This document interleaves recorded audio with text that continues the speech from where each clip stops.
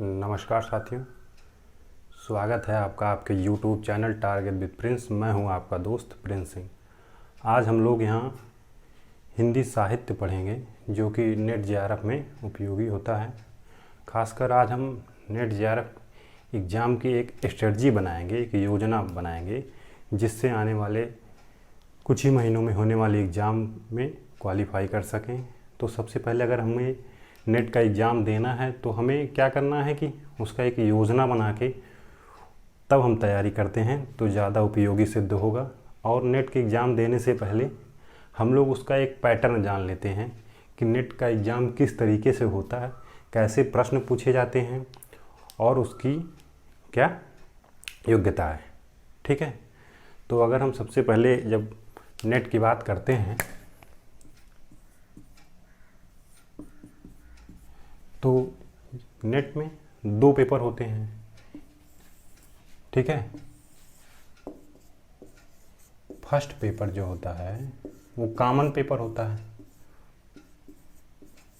वो सभी के लिए होता है फर्स्ट पेपर। वहीं जो आपका सेकंड पेपर होता है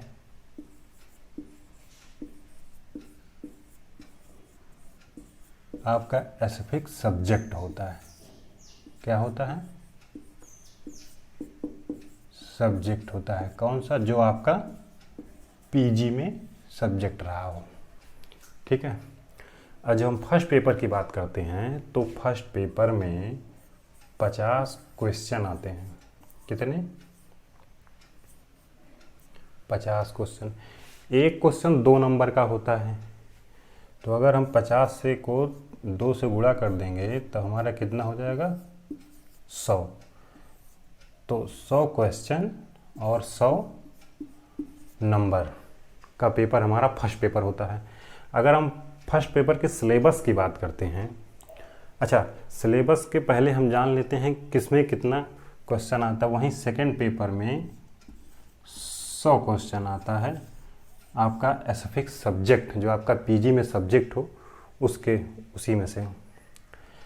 अब इन दोनों को मिला के आपको 40% नंबर पाना होता है जनरल के लिए। वहीं ओबीसी एससी एसटी के लिए 35%। ठीक है, दोनों पेपर का मिला के। और फर्स्ट पेपर का जो है 1 घंटा समय होता है, वहीं सेकेंड पेपर का 2 घंटा समय होता है। तो दोनों मिला के 3 घंटा का समय आपके पास रहता है। इसी में आपको पेपर हल करना है। चाहे इसमें से आप 1 घंटा से थोड़ा और समय ले लें तब आपका इसमें समय कम हो जाएगा, यानी आपको कंप्यूटर पे 3 घंटा समय मिलेगा और 3 घंटा में आपको 150 क्वेश्चन 300 नंबर का हल करना होता है। ठीक है, अब अगर हम फर्स्ट पेपर की तैयारी की बात करें तो जो इसका सिलेबस है इकाइयों में बटा है। तो जो इकाई फर्स्ट है उसमें जो है शिक्षण अभिवृत्ति पूछी जाती है। क्या?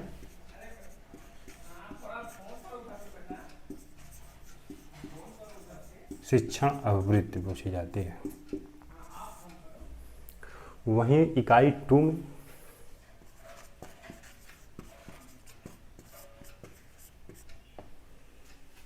बोध तीसरे में है, दूसरे में शोध अभिवृत्ति पूछी जाती है।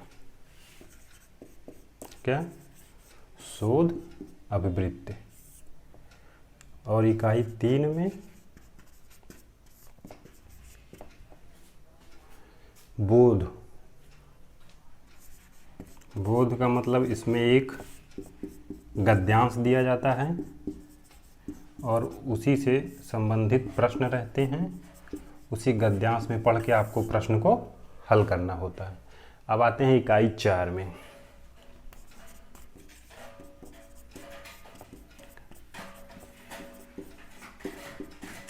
इकाई 4 में आपका संप्रेषण आता है।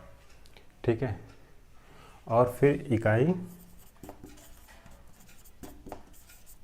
5, इकाई 5 में आपका गणितीय तर्क और आवृत्ति आती है। क्या आती है? गणित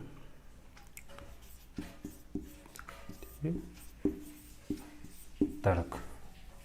फिर इकाई 6, यहाँ तक 5 हो गया। अब फिर 6 इकाई में युक्ति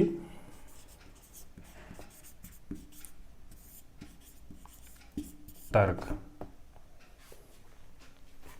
ठीक है, इकाई 6 में क्या आता है? युक्ति वृत्ति तर्क। इसमें क्या होता है? कथन कारण दिया रहता है और आपको उसी से हल करना होता है। अब चलते हैं इकाई 7 में। इकाई 7 में क्या आता है? इकाई 7 में आंकड़ों का विश्लेषण किया जाता है। क्या है सिलेबस में? आंकड़ों का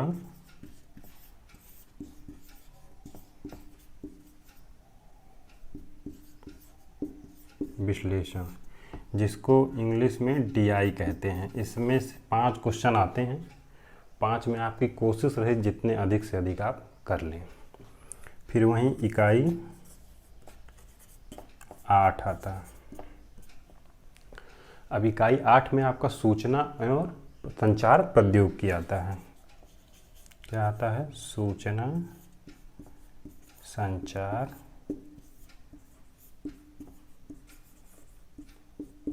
प्रौद्योगिकी आता है।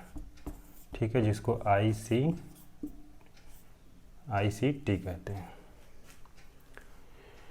अब वहीं आपका इकाई 9, इकाई 9 में जो है लोग से विकास और पर्यावरण। क्या आता है इकाई 9 में? लोग, विकास और पर्यावरण। वहीं इकाई 10, इकाई 10 में आपका उच्च शिक्षा प्रणाली और उससे संबंधित प्रश्न आते हैं। क्या आता है? उच्च शिक्षा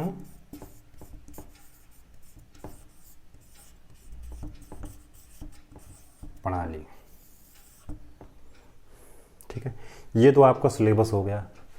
अब सभी इकाई से 5-5 क्वेश्चन आते हैं। और जब सभी इकाई से 5-5 क्वेश्चन आते हैं तो ज़रूरी नहीं कि हाँ 5 ही है तो 5 ही आएगा। हो सकता है एक बढ़ जाए और किसी में घट जाए। तो आप इसी आधार पर तैयारी करिए कि सभी से क्वेश्चन आता है। कोशिश रहे आपका जो बोध है, ये गद्यांश दिया रहता है, उसी से प्रश्न हल करना होता है। आपका ये 5 में 5 सही हो जाए। फिर वहीं आपका संप्रेषण आता है, गणितीय तर्क आता है जिसमें रीजनिंग आती है, और 1-2 मैथ के सवाल रहते हैं। 3 क्वेश्चन रीजनिंग के रहते हैं। वही आंकड़ों का विश्लेषण जो डीआई आता है, इसमें भी परसेंटेज और ये सब आपको पता होना चाहिए।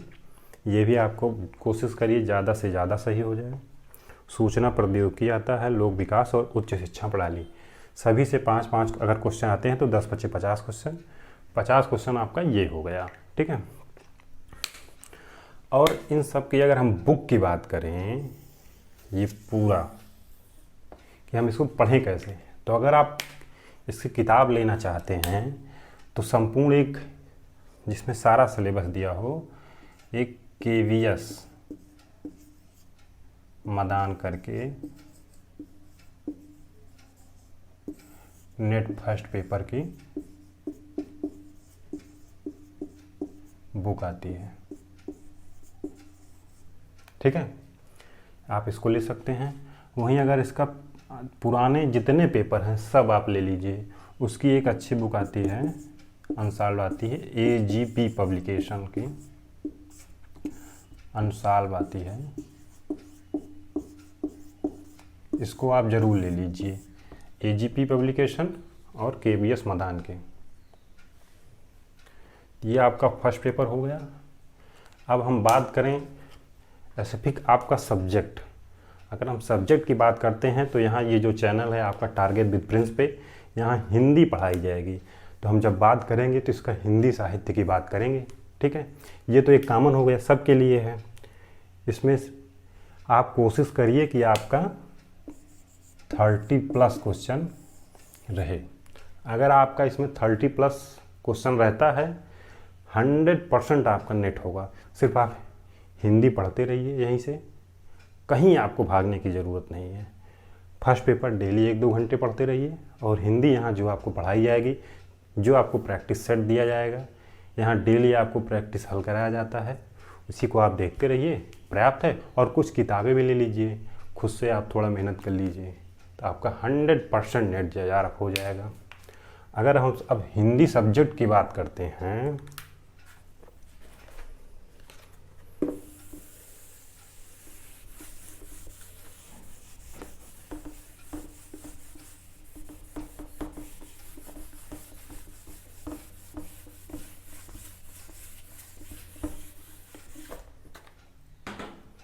ठीक है। अब अगर हम हिंदी सब्जेक्ट की बात करते हैं, तो सबसे पहले हमें इसका एक सिलेबस जानना होगा कि हमारा हिंदी सिलेबस क्या है।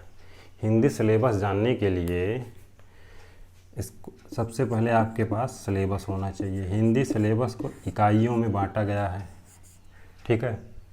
अब जो हिंदी सिलेबस की पहली इकाई का जो पहला सिलेबस है वो क्या है? हिंदी भाषा और उसका विकास। क्या है? हिंदी भाषा और उसका विकास, ठीक है। जो इकाई 1 है उसमें से हिंदी भाषा और उसका विकास। अब वहीं इकाई 2 में चलते हैं। इकाई 2 जो है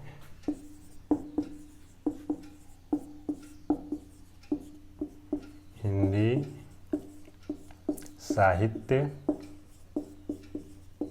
का इतिहास, ये इम्पोर्टेंट है, ठीक है। फिर इकाई 1 हो गया, इकाई 2 हो गया, अब इकाई 3 पे आते हैं। तो इकाई 3 में क्या है? इकाई 3 में साहित्य शास्त्र पूछा जाता है, ठीक है। अब आप कहेंगे साहित्य शास्त्र क्या है? तो साहित्य शास्त्र में जो प्रश्न पूछे जाते हैं, प्रमुख संप्रदाय, जैसे रीति संप्रदाय, वक्रोक्ति संप्रदाय, ध्वनि संप्रदाय, अलंकार संप्रदाय, ये सब आते हैं, ठीक है। फिर वहीं इसमें आगे चल के रस, अलंकार, ये सब आते हैं। अगर हम पश्चात साहित्य देखेंगे, इसी साहित्य शास्त्र में हमारे जो पश्चात साहित्य है वो भी आ जाता है। जैसे इसमें कौन आते हैं पश्चात साहित्य में? अरस्तु, प्लेटो, लॉन्जाइनस, जॉन डाइनस, ये सब आ जाते हैं, ठीक है। क्रोचे, विलियम वर्ड्सवर्थ, ये सब आते हैं, ठीक है। अब हम चलते हैं इकाई 4।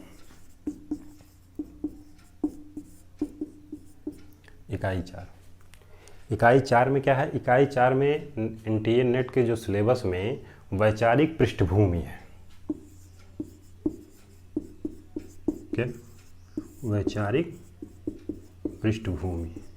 अब आप कहेंगे इसमें क्या है?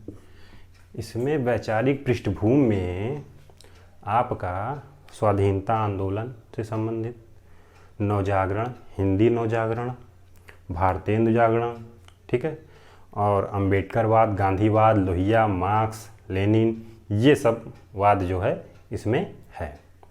और वहीं पे आपका जो है अस्तित्ववाद, मनोविश्लेषणवाद, सब इसी में आ जाता है। इकाई 5, ठीक है। अब इकाई 5 में क्या आता है? इकाई 5 में हिंदी कविता। क्या? हिंदी कविता। हिंदी कविता की बात करते हैं तो सिलेबस उठा के देखिएगा, उसमें बहुत सारे पृथ्वीराज रासो हैं, बिहारी हैं, विद्यापति हैं, अमीर खुसरो हैं, निराला हैं, महादेवी वर्मा, जयशंकर प्रसाद, ठीक है, मैथिली शरण गुप्त, अज्ञे, धूमिल, प्रारंभिक आदिकाल से लेकर आधुनिक काल के प्रमुख कवियों कविता को शामिल किया गया है इसमें। तो आप लोग इसको जो है सिलेबस के अनुसार, और उसमें कुछ खंड दिए गए हैं उसी को पढ़ना है, तो वो भी यहाँ क्लास चलेगी। अब इकाई 6 में आ जाते हैं। इकाई 6 में क्या है? हिंदी उपन्यास है। ठीक है। अब हिंदी उपन्यास में बहुत महत्वपूर्ण उपन्यास रखे गए हैं। गोदान रखे गए हैं, मैला आंचल रखा गया, राग दरबारी रखा गया, तमस रखा गया है, बाण भट्ट की आत्मकथा रखा गया है, आपका बंटी रखा गया है, गोदान रखा गया है, परीक्षा गुरु रखा गया है। कोशिश करिए कि आप जितने से जितने अधिक उपन्यासों का अध्ययन कर सकें, एक बार तो कम से कम आप पढ़ ही सकें जितना हो सके, और जो नहीं होगा यहाँ आपके उसके संक्षिप्त विवरण, उसका विश्लेषण किया जाएगा। ठीक है। अब इकाई 7। इकाई 7 में क्या है कि हिंदी कहानी आती है। तो ये तो छोटा ही सिलेबस है, हिंदी कहानी, इसको तो पढ़ा ही जा सकता है, ज़्यादा तो लोग पढ़े ही होंगे। तो जितनी भी कहानियाँ हैं आप उसको पढ़ लीजिए, और यहाँ पे आपका उसको विश्लेषण किया जाएगा। इकाई 8। इकाई 8 में क्या आता है? हिंदी नाटक। जो भी नाटक दिए हैं कोशिश करिए जो आपके पास बुक हो या जो भी हो सके, थोड़ी बहुत जो मेन है, जैसे जयशंकर प्रसाद की हुआ, ध्रुव स्वामी हुआ, स्कंदगुप्त हुआ, चंद्रगुप्त नाटक हुआ, ये सब, मोहन राकेश का आषाढ़ का एक दिन हुआ, ये सब आप पतली पतली हैं, पढ़ ही सकते हैं। तो इसको पढ़ ही लीजिए, और जो बाकी रहेगा आपको यहाँ उसका विश्लेषण, उसका संक्षिप्त परिचय यहाँ उसको आपको पढ़ाया जाएगा। ठीक है। इकाई 8 हो गया। अब इकाई 9 चलते हैं। इकाई 9 में क्या है? आपका निबंध है। ये महत्वपूर्ण है। कोशिश करिए कि आप निबंध जो है पढ़ा जा सके, और जो नहीं होगा यहाँ तो हल कराया ही जाएगा। अब आते हैं इकाई 10। इकाई 10 में क्या है? आत्मकथा है, जीवनी, अन्य गद्य विधाएं हैं, अन्य गद्य विधाएं। ठीक है।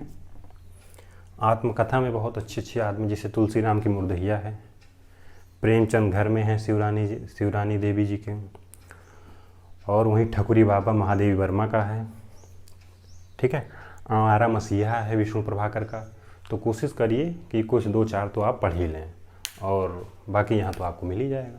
साथ साथ आपको पढ़ाया जाएगा, डेली क्लास चलेगी, और उसके साथ साथ आपको प्रैक्टिस सेट दिया जाएगा, जो कि आप हमारे YouTube channel target with Prince में हल कर सकते हैं। ठीक है। ये तो आपका एक पूरा सिलेबस हो गया, पैटर्न हो गया परीक्षा का। और जो सबसे ज़रूरी बात है कि एग्ज़ाम ऑनलाइन होगा। क्या होगा? एग्ज़ाम जो है ऑनलाइन होता है। ठीक है। बहुत हिंदी, खासकर हिंदी सब्जेक्ट वालों को देखा जाता है कि थोड़ा कंप्यूटर या इन सब से दूर रहते हैं, तो वहाँ पहली बार बहुत से ऐसे बच्चे बैठते हैं जिनको खासी परेशानी का सामना करना पड़ता है। अब हम ही एक बार परीक्षा दे रहे थे, हमारे जो बगल बैठे थे, हम देखे, उनसे पूछा गया तो वो कहीं नहीं, हम पहली बार कंप्यूटर पे बैठे हैं। तो कोशिश करिए कि आप लोग अभी से आदत थोड़ा डाल लीजिए माउस पे चलाने का, या जो भी हो। और अगर आपको नहीं पता है कि कैसे एग्ज़ाम इसका होता है, तो आप NTA के वेबसाइट पे जाइए, वहाँ देख लीजिए, वहाँ एक आपको प्री प्रैक्टिस कराई जाती है। वहाँ आप अपना नाम डालिए, अपना वेरिफिकेशन डालिए, आपको एक कोड मिलेगा, वही डाल के आप उसको एक बार कैसे परीक्षा आता है, सेम वही पुराने पेपर जो है आपको वहाँ दिया जाएगा, उसको हल करके देख लीजिए। उसमें निर्देश दिया रहता है, उसको भी आप पढ़ लेंगे, तो आपको पहले से जानकारी हो जाएगी कि ऑनलाइन एग्ज़ाम कैसे होते हैं, किस प्रकार के प्रश्न आते हैं। ठीक है। अब ये तो दोनों सब हो गया, आपका पैटर्न हो गया, सिलेबस हो गया। अब हम अगर देखेंगे कि इसका, इस सारे सब्जेक्टों का फर्स्ट पेपर और सेकंड पेपर का प्रश्न कैसे बनते हैं। अगर हम फर्स्ट पेपर के प्रश्न की बात करते हैं कि हमारा फर्स्ट पेपर में कॉमन कैसे प्रश्न आते हैं, तो प्रश्न की अगर हम बात करते हैं तो सारे प्रश्न तो बहुविकल्पी होते हैं। ठीक है। अब प्रश्न के किस तरह, जैसे इसमें सुमेलित करना पूछा जाता है, कथन कारण पूछा जाता है, वहीं सत्य असत्य पूछा जाता है फर्स्ट पेपर में। इस टाइप के इसमें प्रश्न रहते हैं। अच्छा, इनका प्रश्न पूछने का उद्देश्य क्या रहता है कि हम क्या जानना चाहते हैं, तो ये परीक्षार्थियों से ये जानने की कोशिश करते हैं कि शिक्षण अनुसंधान या शोध या जो भी है, युक्ति व्यक्ति पकड़, इसमें विद्यार्थियों की पकड़ कितनी अच्छी है और उनकी क्षमता कितनी है प्रश्न को देखकर तुरंत हल करने की, या किसी भी परिस्थिति को संभालने की, या अगर क्लास में ऐसे चल रहा है कोई बच्चा कुछ कर रहा है तो उसको किस हैंडल तक ये संभाल सकते हैं, तो यही इसमें देखा जाता है। ठीक है, तो ये तो फर्स्ट पेपर हो गया। वहीं सेकंड पेपर की बात करें, सेकंड पेपर में भी प्रश्न तो आप ही जानिए बहुविकल्पी टाइप का होता है, लेकिन उसमें जो होते हैं कुछ क्वेश्चन जो है 7 या 8 मुश्किल से मिलान वाले होते हैं, सही और गलत के जो हैं क्वेश्चन वो होते हैं 7-8, और एक इसमें क्रम आता है, क्रम वाइज प्रश्न आते हैं। क्रम वाइज में क्या है कि किसी कवि का कोई रचना दे दी गई या किसी कवि का जन्म के आधार पर दे दिया गया, तो 4 नाम दिए जाते हैं, उसमें दिख जाता है कि क्रम के आधार पे कौन पहले आएगा कौन बाद में आएगा। ये भी लगभग 8-10 क्वेश्चन रहते हैं, और ज़्यादातर अब इनका इतना कठिन हो गया है पेपर, ये भी नकल करने लगे हैं यूपीएससी की तरह। क्या करेंगे कि आपको क्वेश्चन पूछे, 4 ऑप्शन दिए, अब उन 4 ऑप्शन में फिर नीचे भी 4 कूट दे दिए कि ए बी सही है, कि सी डी सही है, कि चारों सही है, कि 3 सही है। तो इसमें क्या होता है कि थोड़ी सी परेशानी का सामना करना पड़ता है, इसीलिए आप पहले से तैयार रहिए जिससे आपका पहली ही बार में नेट निकल जाए। ठीक है, ये है, इतना तो हो गया। अब आप सबसे पहले टारगेट विद